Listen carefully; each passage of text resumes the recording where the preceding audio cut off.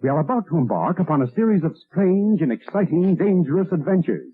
Adventures that will lead us to all parts of the world. Hello and welcome to another Bad Comic Review. This time we're looking at Wulf and Batsy issue 4. This is from Alterna Comics and it was done by Bryan and Baugh. This is part 2 called Bizarre Experiments. Now Batsy is at Professor Vn Zag-Zog's castle / mansion / house, whatever, with this reporter girl who is trying to interview him, and he insists heavily on her eating escargot. And there's a really gross joke in there. We also see that the professor has a henchman named Sludge who tries really hard to make his boss happy. Now Batsy is not very happy at all with not only the treatment of Sludge, but the shenanigans going on here. And Wulf is getting very hungry because werewolves get hungry, and their skeletal friend is pointing out that there's probably some food in there, but they just have to hold out a little while longer. So the ladies have a conversation, and it's pretty obvious that Miss Blonda is really only there for the money. She thinks that she could probably weasel her way into some cash with the professor, but Batsy has other issues, the whole stealing of dead bodies. Of course, a drink gets spiked, and that gives Batsy the opportunity to go prowling around and let Wulf and the skeleton in, but Blonda may become the source of the next experiment. And we find out a little bit about the professor, and there is a shocking twist about what he's been up to, and we are left with a cliffhanger ending that does not look good for our heroes. And of course, there are the fake ads in the back, which are pretty funny. There's some really good humor in there. All in all, this was a solid read. I had a lot of fun with it. I'm really liking this series